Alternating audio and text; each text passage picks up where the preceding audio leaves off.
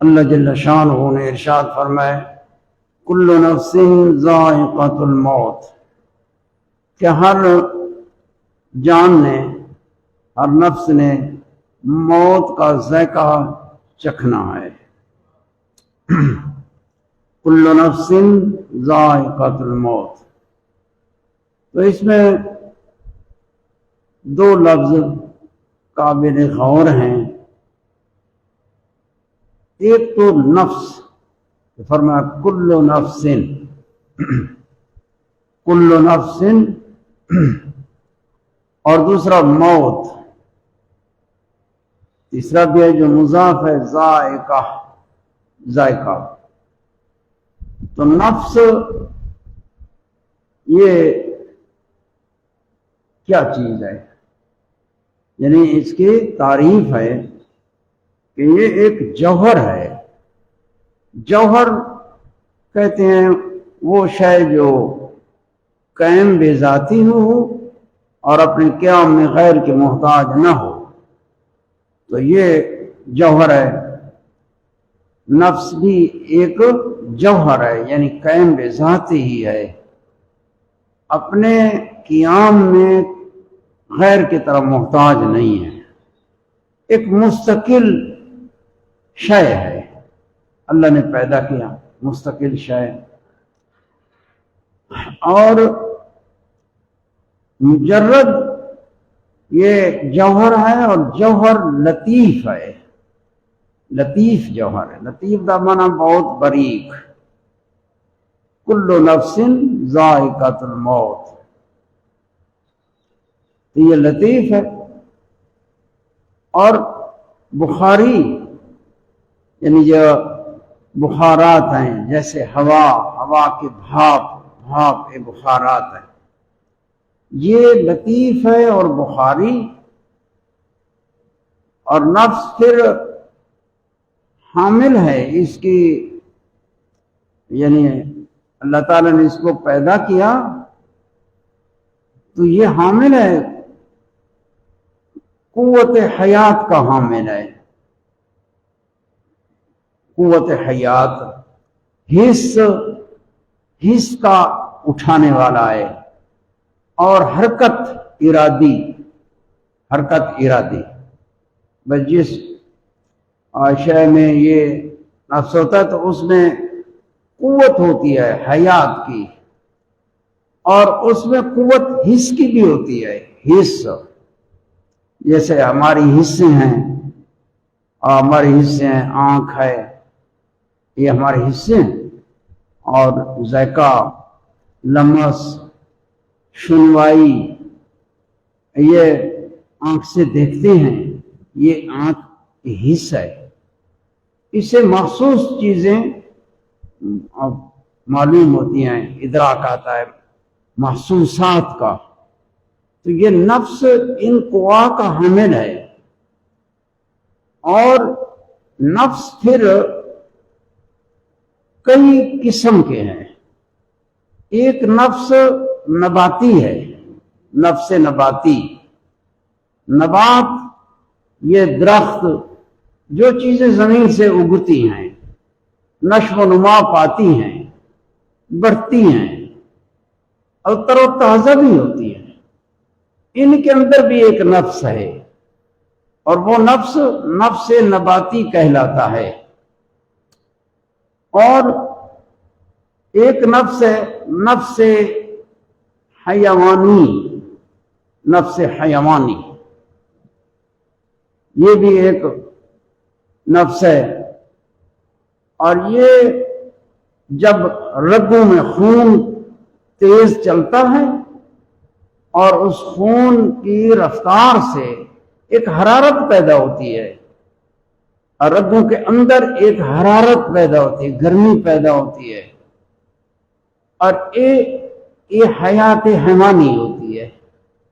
اس لیے جب حرکت قلب کی رک جاتی ہے تو رگوں میں خون کی گردش رک جاتی ہے، تو حیات حیوانی چلی جاتی ہے، اس کو کہتے ہیں حیات حیوانی۔ یہ دوسرے نفس ہے، نفس حیوانی۔ اور تیسرا نفس ہے یعنی نفس انسانی. نفس انسانی تو نفس انسانی یہ ایک خاص انسان کے ساتھ ہے، اور یہ کوئی علیحدہ چیز ہے یا روح کا عین ہے.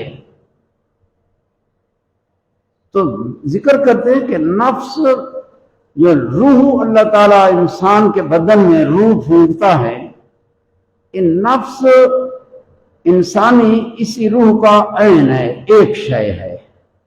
بعض نے فرق کیا ہے، بھئی روح علیحدہ ہے اور نفس انسانی ایک علیحدہ ہے.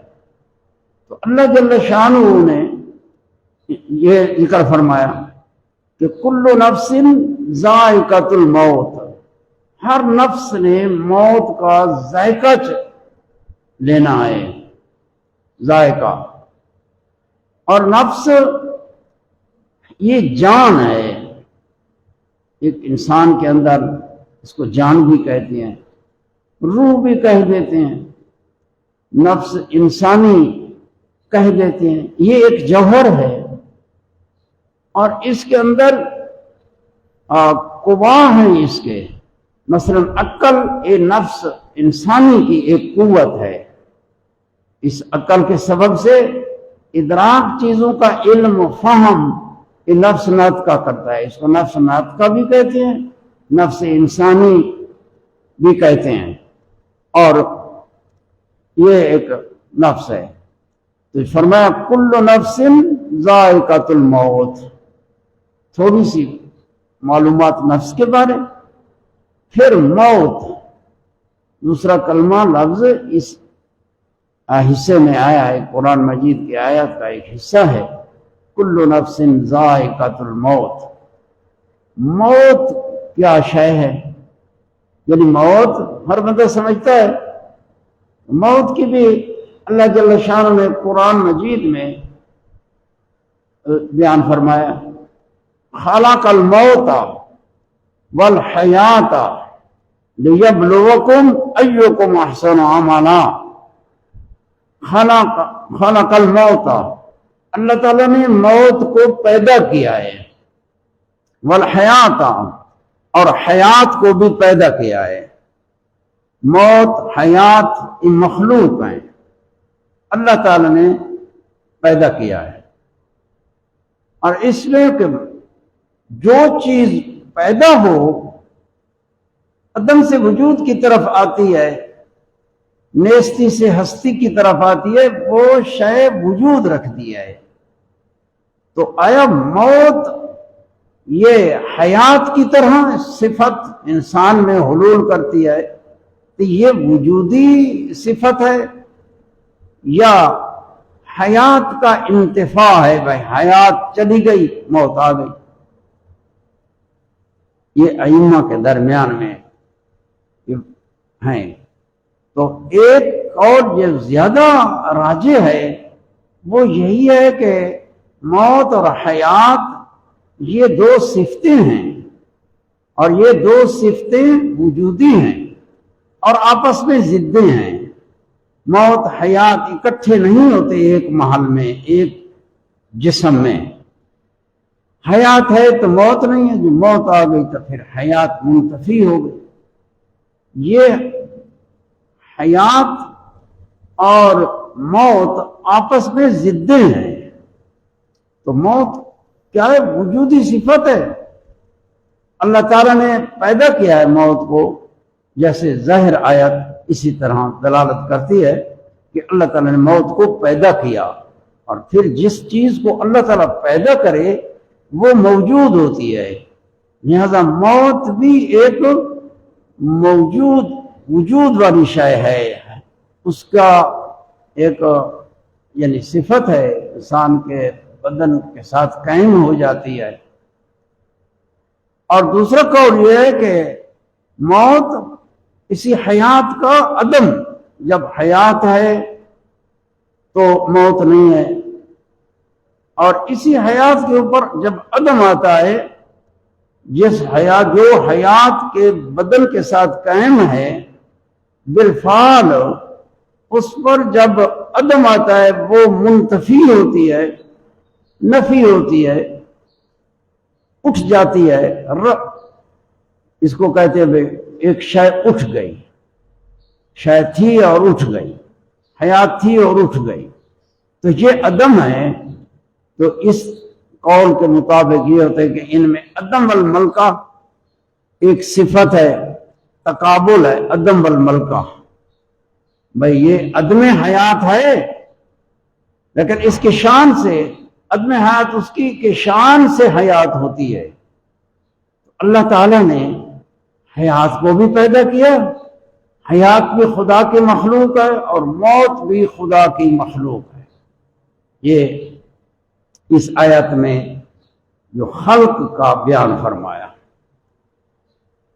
اور موت جو حیات ہے یہ کیا شے ہے؟ ایک چیز ہے کہ جب بدن میں حیات ہوتی ہے اس کے آثار ظاہر ہوتے ہیں، یعنی آثار حیات کے، یہ ایک سبب اور علت بنتی ہے، ایک وجودی صفت ہے۔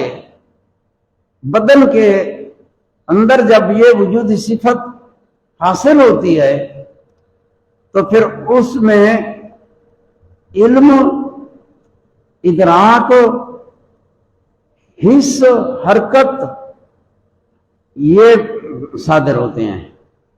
اس سے حرکت صادر ہوگی، حصے صادر ہوں گی، اور ادراک علم کی ایک سبب اس بدن میں ہوگا جس بدن میں حیات ہوتی ہے۔ یہ اور روح کا تعلق بدن کے ساتھ، یہ تعلق روح کا بدن کے ساتھ یہ حیات کا سبب ہے لیکن عین حیات نہیں ہے۔ حیات ایک علیحدہ ایک شے ہے۔ اسی طرح موت کہ اللہ تعالیٰ جب بدن میں موت حلول کرتی ہے تو ایک وجودی چیز بدن میں آ جاتی ہے، اس کا وجود ہوتا ہے۔ اللہ تعالیٰ نے فرمایا کہ میں نے موت کو پیدا کیا، حیات کو پیدا کیا، لنبلوکم، تاکہ میں تمہارا امتحان کروں، ایکم احسن عملا، کہ تم میں سے کون اچھے عمل کرتا ہے، تاکہ ظاہر ہو جائے لوگوں کے سامنے کس نے اچھے عمل کیے، کون امتحان میں کامیاب ہوا۔ اللہ کو تو ہر شے کا علم ہے لیکن یہ امتحان جو ہے یہ اظہار کے لیے ہے اور امتیاز کے لیے ہے۔ تو فرمایا کل نفس ذائقۃ الموت۔ اب ذائقہ ذوق سے، ذوق چکھنا، تو ذائقۃ الموت، ہر نفس نے موت کا ذائقہ چکھنا ہے۔ آپ بھی سمجھ رہے ہیں، لیکن یہاں موت کوئی کھانے کی چیز نہیں ہے۔ کئی چیزیں کھائی جاتی ہیں، کھائی جاتی ہیں تو پھر بندے کی قوت ذائقہ، ذوق، ذائقہ چکھنے کی ایک قوت اللہ نے رکھی ہے زبان کے اوپر، ایک پٹھا رکھا ہے زبان پر۔ نوالا ہاتھ میں پکڑو تمہیں کوئی ذائقہ محسوس نہیں ہوگا، لیکن ذائقہ محسوس ہوگا جب منہ میں ڈالو گے۔ تو اللہ تعالیٰ نے زبان کے اوپر ایک پٹھا بچھایا ہوا ہے، بچھا ہوا ہے پوری زبان کے اوپر، کہ جو چیز اس پر مس کرتی ہے تو اس شے کا ذائقہ محسوس کرتا ہے۔ یہ حص ہے، حص ذائقہ۔ لیکن موت کوئی ایسی چیز تو نہیں ہے کہ چکھی جائے۔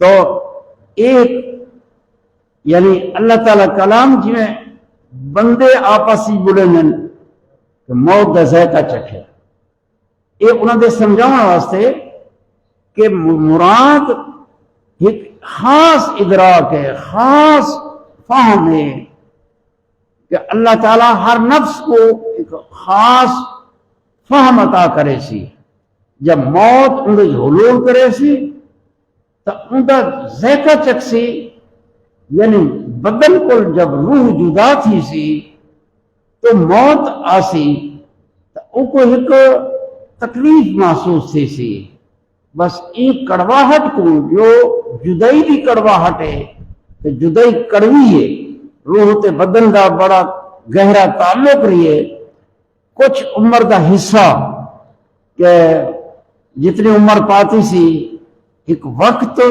روح اور بدن اکٹھے رہن پھر روح جڑے انتقال کریں دیئے بدن کو چھوڑیں دیئے تو اتھا ایک کڑواہٹ ایک فراق آرز تھیں دے اسی کو فرمایا گیا ذائقۃ الموت کہ موت دا ذائقہ ہر نفس ہر جان نے موت دا ذائقہ چکھنے اللہ تعالیٰ نے حیات رکھی ہے زمین دے وچ بھی حیات ہے زمین ایک مطلب ہے اسا سمجھے نے بے جان ہے لیکن زمین دے وچ بھی حیات ہے یہ قرآن مجید میں اللہ تعالیٰ نے فرمایا یحیی الارض بعد موتها اللہ تعالیٰ زمین کو زندہ کرتا ہے موت زمین کی موت کے بعد تو زمین کے لیے موت کا اس بات بھی ہے کہ زمین مردہ ہو گئی زمین زندہ ہو گئی اے موت حیات زمین دی یہ ان دی آبادی کے ساتھ ہے اگر زمین آباد ہو پانی ہو زمین سے درخت اور انگوریاں اور سبزیاں نکل رہی ہوں یہ زمین کی حیات ہے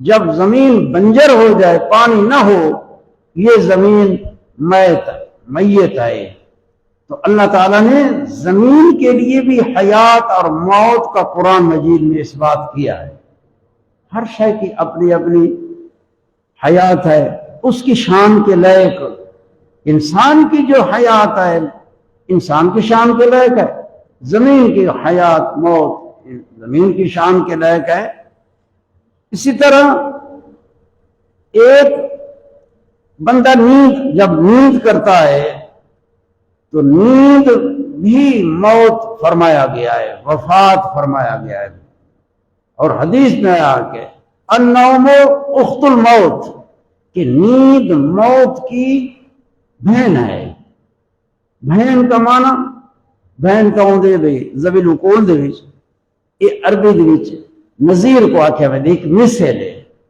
کہ نیند بھی موت کی ایک مثال ہے جو موت آ گئی تو نیند آ گئی ستا تے مویا ہکو کچھ لوگ اکثر ستا مویا تو ان نیند جڑی قرآن مجید کے اندر اللہ پاک نے فرمایا وَهُوَ الَّذِي يَتَوَفَّاكُمْ بِاللَّيْلِ اللہ وہ ذات ہے جو تمہیں وفات دیتا ہے باللیل رات کو بندے سو جاتے ہیں جب سو جاتے ہیں تو اسی نیند کو اللہ تعالیٰ نے وفات سے تعبیر فرمایا وَهُوَ الَّذِي يَتَوَفَّاكُمْ بِاللَّيْلِ اللہ وہ ذات ہے جو رات کے اندر تمہیں وفات دیتا ہے جیسے قرآن مجید میں اور مقام پر فرمایا اللہ یتوفی الانفس حین موتها والتي لم تمت فی منامها کہ ان نیند میں بھی بندے کو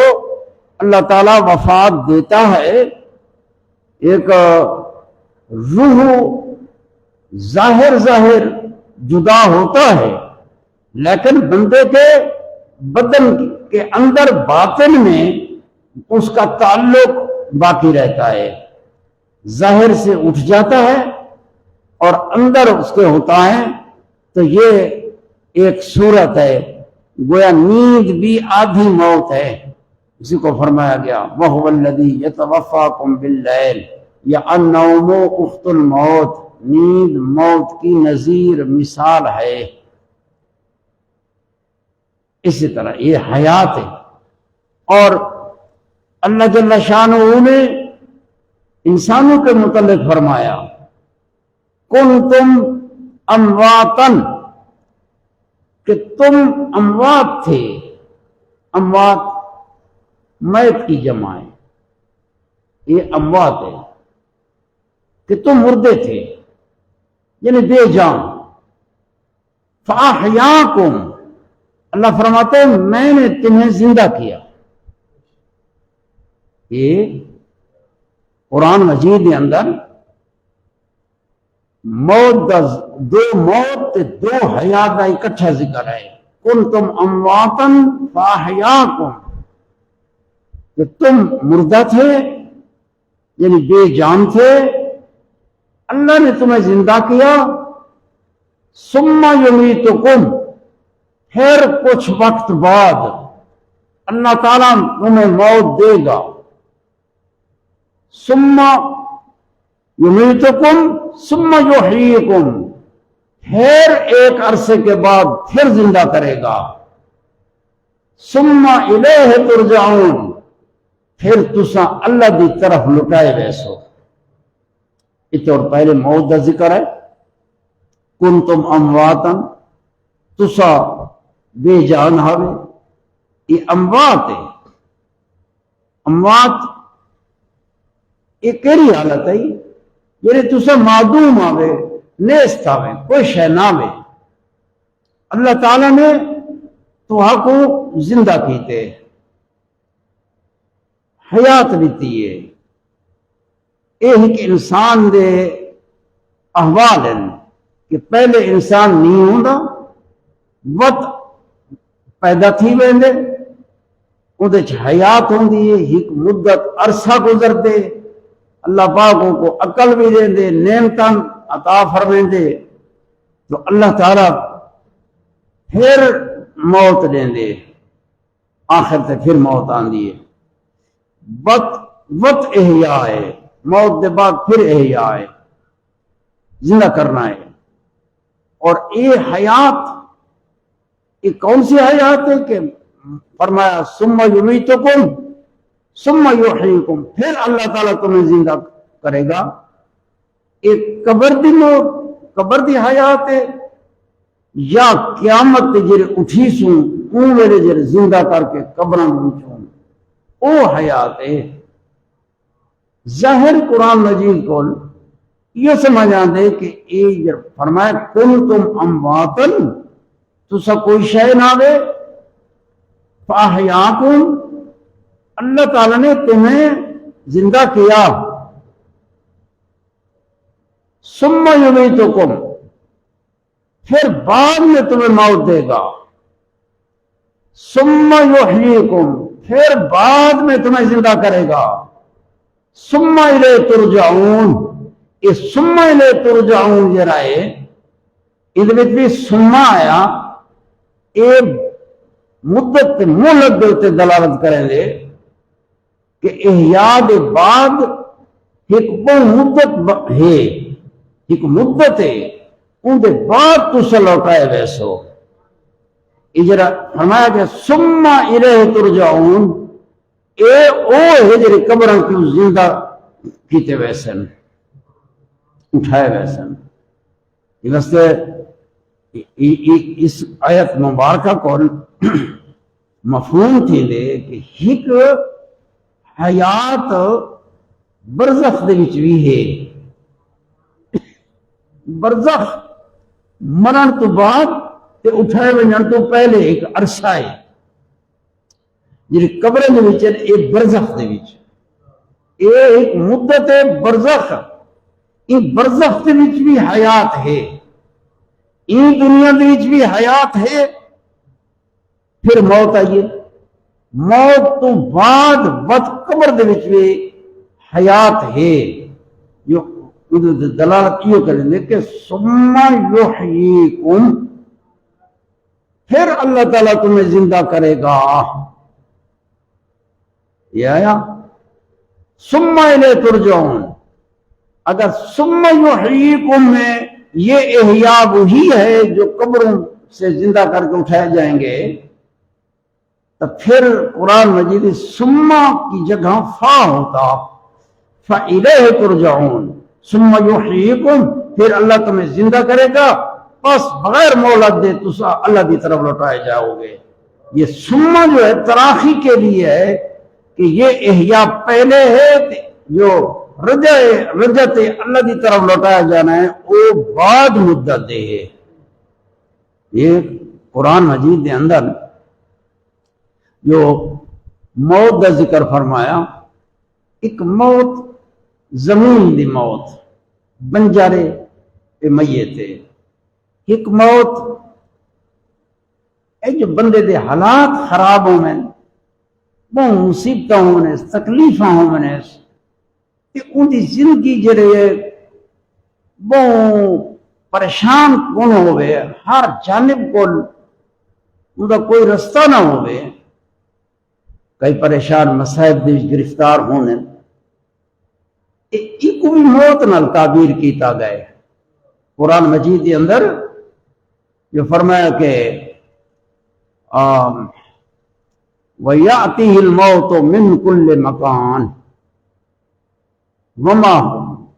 وَمَا هُوَ بِمَيِّتٍ، وہ مردہ نہیں لیکن ہر جانب کو اندر موت آئینے پہن، ان دے ہوتے موتاں تاری تھیاں ہوئے۔ ان حالت کو بھی موت نال تعبیر قرآن مجید میں کیا گیا ہے۔ اور انسان کو اللہ تعالی نے اشرف المخلوقات پیدا فرمایا، اور آیت کے اندر ما قبل حصے سے فرمایا وَمَا جَعَلْنَا لِبَشَرٍ مِّن قَبْلِكَ الْخُلْدِ، اے محبوب آپ سے پہلے کسی بشر کے لیے ہم نے بقا نہیں رکھی، اس دنیا کے اندر بقا نہیں رکھی۔ اب وہ خلد جو ہے یہ بقا ہے کہ بس اس دنیا دی ہمیشہ ہمیشہ وہ زندہ رہے، ہمیشہ ہمیشہ ان سے موت ہی نہ۔ تو اللہ پاک نے فرمایا اسا کہیں بشر دی وما جعلنا لبشر من قبلک، آپ سے پہلے تو ان کے لیے بقا نہیں رکھی، کیونکہ اللہ جل شانہ دی ای دنیا دی جڑی بقا ہے یہ اللہ دی تکوین اور ان دی تشریع دی جڑی حکمت ہے ان دے خلاف ہے۔ اللہ دی حکمت دا تقاضا ایشو ہے کہ اے دنیا کو پیدا کیتے اے بندے واسطے امتحان دی جگہ ہے، عمل کرسن اور پھر جزا پیسن، لیکن یہ دار العمل ہے، یہ دار الجزا نہیں، یہ دار العمل ہے، اتھا جزا نہیں عملان دی جزا ان دے واسطے بیا گھر ہے، وہ آخرت ہے۔ اللہ پاک نے جڑی این دنیا دے خلق ہے، این دنیا دی خلق ان دی حکمت ہے کہ این دنیا ایک ٹائم تک ہے، یہ دنیا پھر ختم تھی سی، اور عملان دی جزا واسطے دوجی دار ہے، دوجا گھر ہے، وہ آخرت ہے۔ لہذا اس واسطے کسی کو اللہ تعالی نے این دنیا کے اندر یہ ہمیشہ والی بقا نہیں دی تھی۔ اور اے آیت کل نفس ذائقۃ الموت، ہر نفس نے موت دا ذائقہ چکھنے، یہ جڑی حیات ہے این دنیا دی، این دنیا تو بندہ جڑے چلا ویندے بس اسے انتقال کو موت نال تعبیر کیتا گئے۔ ان کا معنی یہ نہیں کہ بندہ بالکل یا کوئی نابود ہو ویندے، لا شے نابود نیست ہو گیا، بندہ ہوندے، لیکن این دنیا دے جڑے ان دے احوال ہیں، ان دے احکام ہیں، ان دے ایک جسم ہے، بدن ہے، ان دی صحت ہے، ان دے منافع ہیں، اے جڑے احکام ہیں اے ختم تھی ویندن، اگلے برزخ دے بے احکام ہیں۔ یہ یہ معنی نہیں ہے کہ تو بالکل ختم ہو گیا، بلکہ اس طرح ہے جیسے ہم مسجد میں بیٹھے ہیں، جب مسجد میں باہر نکلیں گے اس کمرے میں چلے جائیں تو مسجد میں نہیں ہوں گے لیکن کمرے میں تو ہیں، بس اس دنیا میں نہیں ہوں گے لیکن آگے موجود ہوں گے، اور ہر جگہ کی زندگی اس جگہ کے مناسب، آخر ایک عرصہ ماں کے پیٹ میں بھی گزرا، وہ بھی ایک عالم ہے، اور ایک عرصہ ہماری روحوں کا، یہ بدن کی پیدائش سے روحیں پہلے ہیں۔ یہ اہل اسلام کا عقیدہ ہے کہ روح بدن سے پہلے ہے، بدن بعد میں بنتا ہے، پھر روح اس میں پھونکی جاتی ہے۔ تو عالم ارواح میں روحیں تھیں، اور وہ بھی ایک عالم ہے، وہ عالم اود احوال اپنے بل این عالم اید احوال اپنے ماں دے پیٹ دے وچ ایک حال ہے، ایک اپنے احوال، پھر مرن تو بعد ای دنیا تو چلے جاؤن تو بعد عالم برزخ دے وچ موجود ہونے دے انسان ان دے احکام ان دے لائقین۔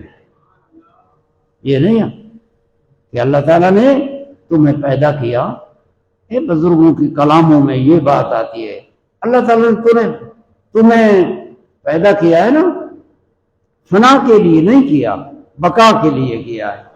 بات تو ایک ہی ہے نا، جو اللہ پاک نے بزرگ سے جو جمیا سو مرنا، کہیں باقی نہیں رہنا، کل من علیہ فان، لیکن ان کا ایک مقصد ہے کہ اساں پیدا تھے ہیں، بل اسارے جرا نفس ذات ساری جی حقیقت ہے یہ اللہ پاک نے باقی رکھی ہے۔ موت ایک مکان کو تبدیل کرن دینا ہے کہ یہ نہیں کہ اصل جڑے کوئی شخص فوت تھی ہے بس بھئی او اکا ایویں تھی گئی جی میں پہلے نہ آئی ہون بھی ختم تھی کہ باطل تھی گئی، یہ نہیں، اللہ نے سا کو یہ فنا واسطے نہیں پیدا کیتا، بقا واسطے کیتے۔ ہوں وہ فنا بھئیے بقا ساری فنا کہ اتھا آدھی حیات ساری چلی گئی ہے، جیری آدھی حیات آئی ایک بے عالم دے وچ اساں پہنچ گئے ہیں، تو ساری حقیقت تو باقی ہے، یہ نہیں کہ حقیقت باقی نہیں۔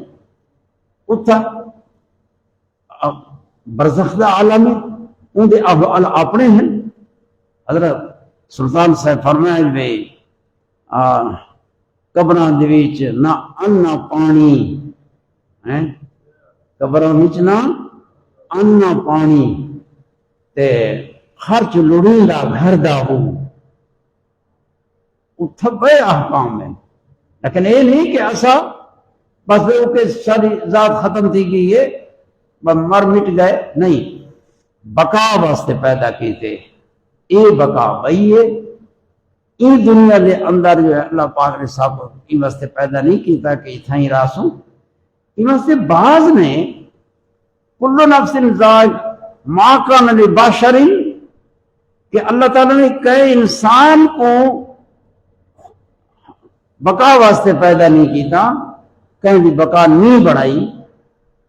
حضرت خضر علیہ السلام کے بارے بعض محدثین نے فرمایا کہ خضر علیہ السلام وصال فرما گئے، لیکن جمہور علماء ظواہر اور صوفیاء اولیاء سب متفق، وہ تو متفق ہیں کہ خضر علیہ السلام زندہ ہے، اس زندہ راسی آخر دیتے موت آمنی ہے، لیکن اللہ پاک نے اس کو لمبی حیات دیتی ہے۔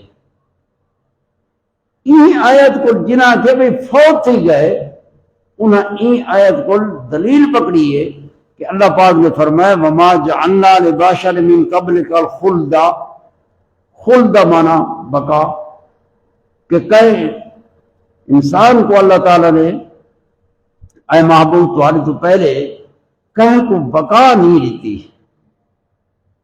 تمہارے تو پہلے کہیں کو بقا نہیں، تو انہاں این آیت کو استدلال کیتا کہ خضر علیہ السلام بھی پھر باقی نہیں، لیکن خلد لیکن یہ دلیل جنہوں نے کہا کہ خضر علیہ السلام زندہ ہیں وہ اولیاء اللہ سارے متفقین بھی ملاقاتاں تھیں وہ پہچان دیں ہاں اور ظاہر علماء بھی بعض محدثین بعض فقہا انہوں نے انکار کیا ہے خضر علیہ السلام کی حیات کا، لیکن جمہور اس جانب ہیں تو انہوں نے کہا خلد کا معنی اتنا بقا ہے، خلد دے دو معنی ہیں، ایک معنی ہے مدت طویل، یہ معنی ہے خلدہ ہمیشہ ہمیشہ رہنا، زندہ ہمیشہ ہمیشہ، جو اللہ پاک نے ادھر فرمایا ہے وَمَا جَعَلْنَا لِبَشَرٍ مِّن قَبْلِكَ الْخُلْدَ، اے محبوب آپ سے پہلے کسی انسان کے لیے خلد نہیں ہے، یعنی بقا نہیں ہے کہ ہمیشہ ہمیشہ اس دنیا میں زندہ رہے، ہمیشہ ہمیشہ کی نفی ہے۔ خلد کا معنی جس کو قرآن مجید میں تو ایک ہے حضرت خضر علیہ السلام کو اللہ تعالیٰ نے لمبی عمر دی ہے، لیکن بقا اس کی اس دار میں ہمیشہ ہمیشہ نہیں ہے، نہ اس دنیا کی بقا ہمیشہ ہمیشہ ہے، یہ دنیا بھی ہمیشہ ہمیشہ نہیں رہے گی، لیکن ایک بہت لمبے طویل عرصے کی دنیا ہے تو اللہ تعالیٰ نے اس کو باقی رکھا ہے، تو اللہ تعالیٰ نے خضر علیہ السلام کو بھی طویل مدت عمر عطا کی ہے، لیکن جو قرآن مجید نے نفی کی ہے وہ بقا کی، کہ بقا نہیں ہے، یہ دنیا بھی فنا ہونی ہے، اس کے اندر جو ہے یہ سلسلہ ختم ہونا ہے، اور اس میں حکمت ہے اللہ تعالیٰ کی کہ اللہ تعالیٰ نے یہ دنیا دار العمل امتحان کی جگہ اور جزائے سزا کی دار آخرت ہے، پھر یہ فنا ہوگی تو وہ جزا سزا ملے گی، اللہ تعالیٰ آخرت میں نیک عملوں کی جزا عطا فرمائے گا اور برے اعمال کی سزا عطا کرے گا، وہ ہونا ہے۔ تو یہ اس بارے فرمایا کل نفس ذائقۃ الموت، آخر ایک نہ ایک دن ہر جان کو موت کا ذائقہ چکھنا ہے، یعنی موت اور موت کا ذائقہ چکھنا ہے، یعنی اس دار سے کوچ کرنا ہے، بس یہی موت ہے۔ اس کے آثار جو دنیا کے تھے وہ چلے گئے اور برزخ میں وہ ظاہر ہو گئے۔ اللہ تعالیٰ نے برزخ میں بھی حیات رکھی ہے، برزخی حیات ہے، اس میں اہل سنت جماعت اہل اسلام منکر نہیں ہے، برزخی حیات کے سب قائل ہیں۔ قبروں میں عذاب بھی برحق ہے اور قبر برزخ نعمتیں بھی برحق ہیں اور نعمتوں سے مستفیض ہوں گے، اور عذاب کو بھی محسوس کریں گے۔ یہ عذاب کا محسوس کرنا، نعمت کو پانا اور محسوس کرنا، یہ حیات چاہتا ہے، یہ حیات ہوگی تو اس کو نعمت کا ادراک ہوگا، نعمت کو محسوس کرے گا، پائے گا۔ تو قبر کا عذاب بھی برحق ہے تو نعمتیں بھی برحق ہیں۔ نیکوکار لوگوں کو اللہ تعالیٰ نعمتوں سے برزخ میں نوازتا ہے، جیسے حدیث پاک میں ہے کہ دائیں جانب سے ایک روزن کھلتی ہے جو جنت کی روزن ہے، ایک دریچہ کھلتا ہے دائیں جانب میت کی جنت سے، اور وہ جنت کی رونق کو دیکھتا ہے اور روح ریحان پاتا ہے، خوشبوئیں پاتا ہے، اس کو جنت کی نعمت کے آثار اس پر ظاہر کیے جاتے ہیں۔ وَأَمَّا مِنَ الْمُقَرَّبِينَ فَرَوْحٌ وَرَيْحَانٌ وَجَنَّةُ نَعِيمٍ، یہ چیزیں اللہ تعالیٰ نے ہمارے ساتھ رکھی ہیں، ہمارے اندر اس کی نشانیاں موجود ہیں۔ تو کل نفس ذائقۃ الموت فرمایا وَنَبْلُوكُمْ بِالشَّرِّ وَالْخَيْرِ فتنہ، فرمایا وَنَبْلُوكُمْ، بلا یبلو نبلو متکلم مال خیر کا صیغہ ہے۔ اللہ فرماتا ہے ہم تمہاری آزمائش کرتے ہیں، آزمائش امتحان، بالخیر بالشر والخیر، شر سے اور خیر سے۔ شر سے مراد ہیں یعنی ایسے حالات، حوادث، مصیبتیں، بیماریاں، قحط اور طرح طرح کے ایسے مکروہ ناپسندیدہ حالات جو بندے کے لیے بہت ناگوار ہوتے ہیں، اس کو شر سے تعبیر فرمایا کہ اس دنیا میں اللہ تعالیٰ آزمائش فرماتا ہے، یعنی اس پر کوئی مصائب آتے ہیں، اس پر بیماری آئے گی، قحط ہوگا، اور اس کا قرآن مجید میں تفصیل سے ذکر آیا وَلَنَبْلُوَنَّكُمْ بِشَيْءٍ مِّنَ الْخَوْفِ وَالْجُوعِ وَنَقْصٍ مِّنَ الْأَمْوَالِ وَالْأَنفُسِ وَالثَّمَرَاتِ وَبَشِّرِ الصَّابِرِينَ۔ یہ ہے شر کہ اللہ پاک نے فرمایا میں تمہارا امتحان لوں گا من الخوف، کہ تمہاری تو خوف طاری تھی، ویسے جیسے ہوتا ہے کہ کسی کو خوف ہوتا ہے، بندے کو خوف کسی بلا کا خوف ہے، دشمن کا خوف، یا کسی ظالم بادشاہ کا خوف، اس کو خطرہ، خوف، پریشانی۔ یہ خوف بھی اللہ پاک نے امتحان کے لیے۔ کھرا کون ہے تے ردی کون ہے؟ کھرے لوگ جو ہوتے ہیں وہ ہمت کے ساتھ، صبر کے ساتھ رہتے ہیں۔ فرمایا من الخوف والجوع، بھوک، قحط سالی آ گئی، بھوک آ گئی، کھانے پینے کی چیزیں کم ہو گئی۔ روزی رسان تو وہ ہے، اللہ روزی رسان ہے، لیکن گاہے بگاہے امتحان کے لیے اللہ تعالیٰ قحط بھی بھیجتا ہے۔ یہ بالشر وَنَبْلُوكُمْ بِالشَّرِّ وَالْخَيْرِ، یہ شر، بیماری آ گئی، اور فرمایا نقص من الاموال، مال بھی بیماری آ گئی، اگے مال چوکھا، بیماری آگے بہت سارے مر گئے، مال تھوڑا رہ گیا، نقص من الاموال، کمی واقع ہو گئی، مال میں کمی واقع ہو گئی۔ انسان کو اللہ تعالیٰ نے مال کے ساتھ محبت اس کے دل میں رکھی ہے۔ جب مال سے کوئی نقصان ہوتا ہے، بندے کو ایک تکلیف، صدمہ عارض ہوتا ہے، یہ امتحان ہے۔ یہ اللہ تعالیٰ یہ تکلیف بھیج کے بندے کا امتحان لیتا ہے۔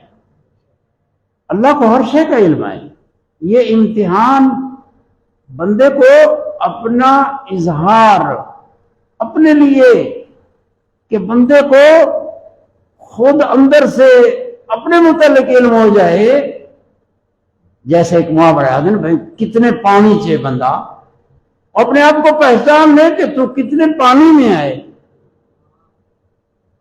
کوئی صبر، کوئی ہمت، کوئی اعتماد اللہ کی ذات دے ہوتے، یا بے صبری کرتا ہے، روتا ہے، بچے روتے ہیں، گھر والی روتی ہے، کمزور لوگ، گھر میں ایک بھینس تھی دودھ دیتی تھی، اللہ تعالیٰ نے سنبھال لی، بچے، ماں، گھر والے رو رہے ہیں۔ ایک انسان کی کمزور ہے انسان، تو اللہ نے فرمایا کہ میں تمہارا امتحان لوں گا شر کے ساتھ، تمہیں شر پہنچے گا۔ شر یعنی مکروہ حالات، تمہارے جسمانی بیماری آ گئی، مال کم ہو گیا، قحط آ گیا، اور اسی طرح فرمایا والانفس، تمہاری جانوں کو لوں گا، بچے بیٹے، آخر ماں اولاد کے ساتھ بندے کو محبت ہوتی ہے، اللہ تعالیٰ پیاری اولاد سنبھال لیتا ہے۔ والد والدہ زندہ ہیں، بچے اب آنکھوں کے آگے اور فوت ہوئے، صدمہ آ گیا۔ یہ اللہ کی جانب سے امتحان ہے۔ تو اللہ فرماتے کل نفس ذائقۃ الموت وَنَبْلُوكُمْ بِالشَّرِّ وَالْخَيْرِ۔ ایک تکلیف آ گئی، یہ شر، بندے کی طبیعت پسند نہیں کرتی ان چیزوں کو۔ جیسے نعمتیں خدا دیتا ہے تو نعمتوں کو بندہ پسند کرتا ہے، صحت، مال کی فراوانی، فراخی اور اولاد، جو پسندیدہ خواہش ہو، مراد ہو، اس کو حاصل ہو جائے، یہ خیر ہے، یہ نعمت ہے اللہ کی۔ اللہ پاک نے فرمایا میں یہ سارا حالات تمہارے پر جو طاری ہوتے ہیں، یہ میں تمہارا امتحان لیتا ہوں۔ وَنَبْلُوكُمْ بِالشَّرِّ، لیکن آگے فرمایا بشر الصابرین، اے میرے پیارے محبوب صبر کرنے والوں کو بشارت دے دو۔ جب یہ حالات ہوتے ہیں نا تو وہ کہتے ہیں قالوا انا للہ وانا الیہ راجعون، بس اسمی اللہ دے ہیں تے اللہ دی طرف ہی لوٹ ملنا ہے۔ اور صبر کے وقت اندر صبر کرتے ہیں اور زبان پر یہ کلمہ پڑھتے ہیں انا للہ، ہم اللہ کے لیے ہیں، یعنی اللہ کے مملوک ہیں، اللہ ہمارا مالک ہے، ہم تو اس کے مملوک ہوئے اور اسی کی طرف لوٹ جانا ہے۔ انا للہ و انا الیہ راجعون، یہ پڑھتے ہیں زبان پر اور صبر کرتے ہیں۔ تو اللہ پاک نے فرمایا میرے پیارے محبوب ایسے لوگوں کو بشارت دے دو۔ بشارت، انہاں لوگوں پر اللہ نے رحمتہ اتر دن آسمان کو، اولئک علیہم صلوات من ربہم ورحمہ، انہاں جو تے اللہ دے طرف صلوات، اولئک علیہم صلوات، انہاں لوگاں جو تے جڑے صابرین ہیں، اللہ فرمائے کہ انہاں جو تے اللہ دی طرف صلوات اتر دین، رحمت، اولئک هم المہتدون، یہ ہدایت یافتہ یہ لوگ یہ ہدایت دیتے ہیں۔ یہ تو فرمایا وَنَبْلُوكُمْ بِالشَّرِّ وَالْخَيْرِ، خیر یہ محبوب چیزاں، مرغوب چیزاں جڑے بندے کو حاصل تھی ونجے تو خوش تھی ویندے، صحت ہوئے، اولاد تھی ونجے، مال ہوئے، یہ سارے تو وہی قرآن مجید میں اللہ تعالیٰ نے اس کی تفسیر فرمائی ہے زُيِّنَ لِلنَّاسِ حُبُّ الشَّهَوَاتِ مِنَ النِّسَاءِ، زُيِّنَ لِلنَّاسِ لوگوں کے لیے آراستہ کیا گیا ہے، حب الشہوات، اس شہوات خواہشات کی حب یہ آراستہ سجائی گئی ہے، بندے دیکھتے ہیں کہ میلان کرتے ہیں۔ زُيِّنَ للناس حب الشہوات، اب حب الشہوات کی آگے تفصیل فرمائی، من النساء، یہ شہوات یہ عورتوں سے، عورتیں، من النساء والبنین، بیٹے پسند ہیں، تبھی تقاضا ہے بیٹی جنب ہوئے مبارک ہی نہیں لیں ایک دوسرے کو، شاید مجھے بیٹھے تھا کئی روندے پائے، کیوں روندے پائے ہو؟ اور بیٹی جی جم پہ یہ یاد رکھو بیٹی بھی اللہ کی مخلوق ہے، بیٹا بھی، بیٹے کو کون سا سرخاب کا پر لگا ہوا ہے کہ بیٹا پیدا ہو گیا تو خوشیاں کر رہے ہیں، کہ بیٹی پیدا ہوئی تھی ادھر جو ہے رو رہے ہیں، یہ کمزوری ہے۔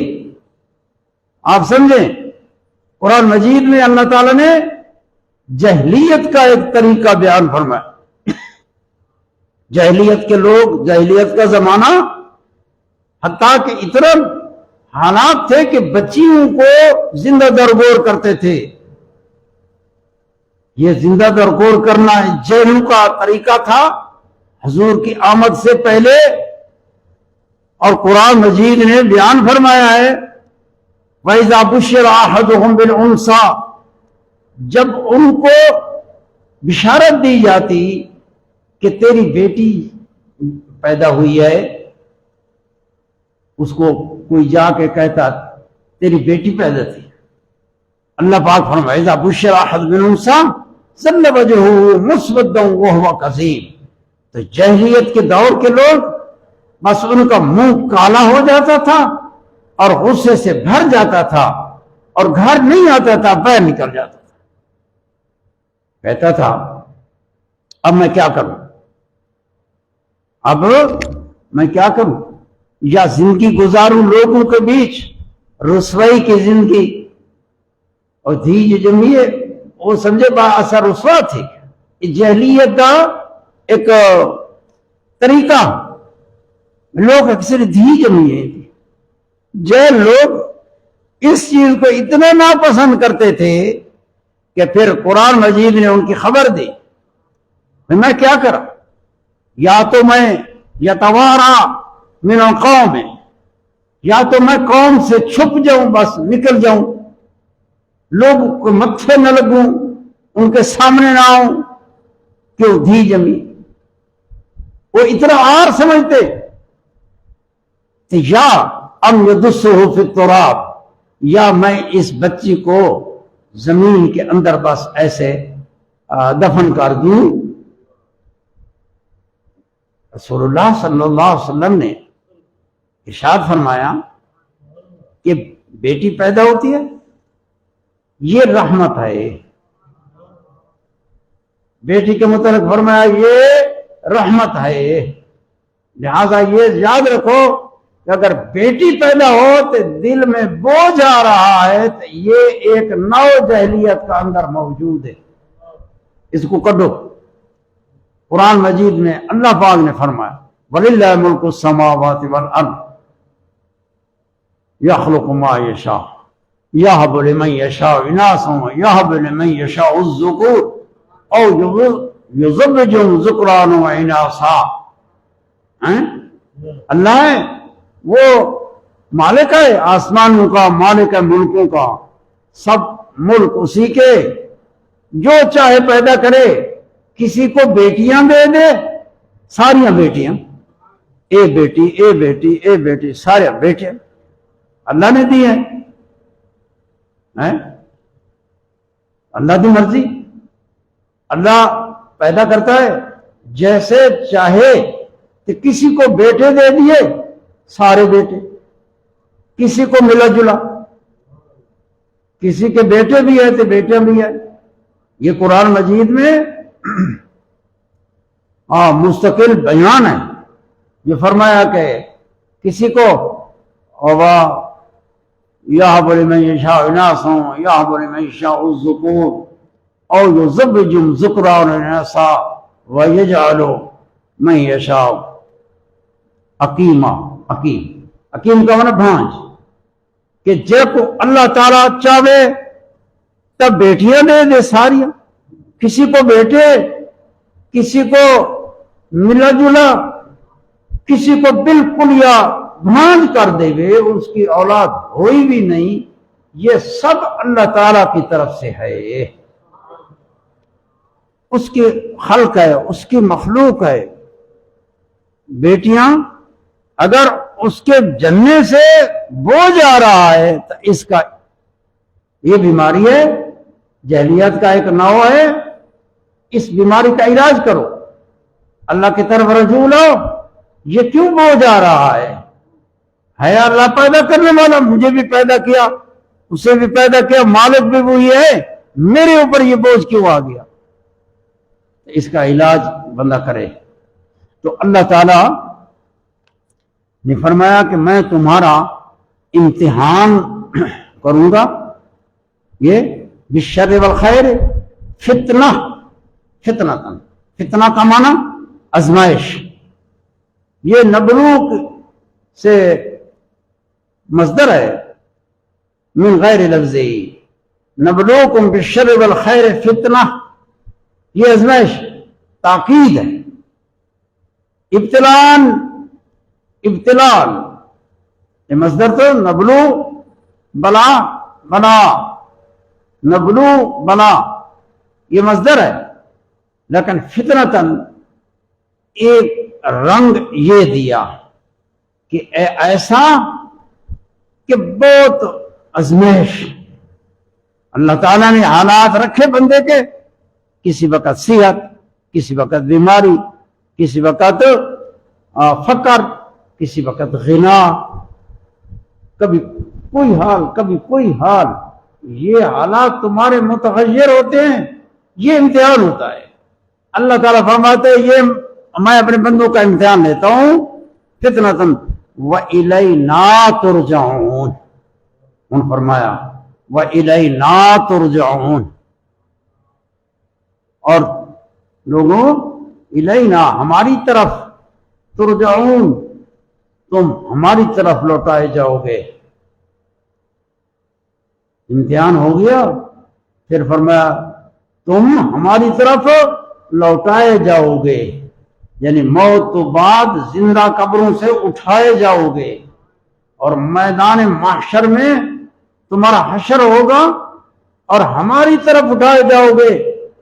الینا ترجعون، کسی اور کی طرف نہیں اٹھائے جاؤ گے، ہماری طرف۔ اللہ فرماتا ہے ہماری طرف اٹھائے جاؤ گے، اور کس کی طرف اٹھائے جاؤ گے؟ اور کوئی ہے نہیں کہ جس کی طرف اٹھائے جاؤ اور وہ تمہیں جزا دے گی، نہ کوئی شرکت ہے اور نہ کوئی مستقل اللہ جزا دینے والا، وہ واحد ذات ہے، اس نے تمہارا امتحان لیا بالشر والخیر ثم الینا ترجعون، پھر اللہ تعالیٰ فرماتا ہے ہماری طرف لوٹائے جاؤ گے۔ اب اس میں وعد بھی ہے، اس میں وعید بھی ہے۔ وعد ہے کہ نیک عمل کیتے، اچھے عمل کیے ہیں تو ہماری طرف اٹھائے جاؤ گے، جس کو تمہارے اعمال کا ذرہ معلوم ہے، اس کے علم سے تمہارا کوئی عمل چھوٹا بڑا، لمبی عمر گزری ہے کہ وہ نسیان سے پاک ہے، ایک ذرہ اس کے علم سے باہر نہیں ہے، تمہارے سارے اعمال اس کے علم میں ہیں، تمہیں ہر عمل کا بدلہ دے گا، یہ اس کا عدل ہے، تم ہماری طرف لوٹائے جو اللہ فرماتا ہے۔ اور جو برے اعمال کیے ان کو اللہ فرماتا ہے ثم الینا ترجعون، پھر تم ہماری طرف اٹھائے جاؤ گے۔ پھر وعید ہے کہ اللہ کو تمہارے کرتوتوں کا علم ہے اور سزا دے گا، وہ اسی کی طرف، اس کے ساتھ کوئی اور شریک نہیں ہے، وہی مستقل ذات ہے اور اسی کی طرف ہی تم لوٹائے جاؤ گے۔ جب بندہ سمجھتا ہے کہ میں اللہ کی طرف لوٹائے جاؤں گا، اس پر یقین رکھتا ہے، پھر اس پر یقین رکھتا ہے کہ اللہ تعالیٰ کو میرے ہر عمل کا علم ہے، نیک عمل کا بھی برے کا بھی، اور یہ بھی اعتقاد رکھتا ہے کہ اللہ تعالیٰ قادر ہے، جزا سزا پر قادر ہے۔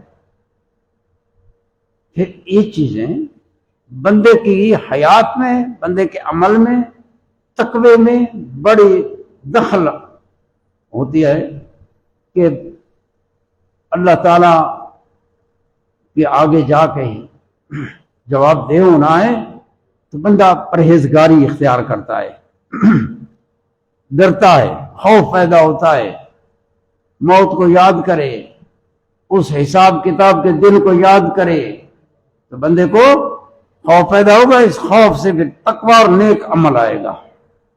اس لیے زیادہ بیان ہے تقوی کا قرآن مجید میں، قیامت کا، عذاب کا، وعیدیں، انذار، یہ اس لیے کہ اللہ تعالیٰ نے فرمایا تم پرہیزگار متقی بن جاؤ.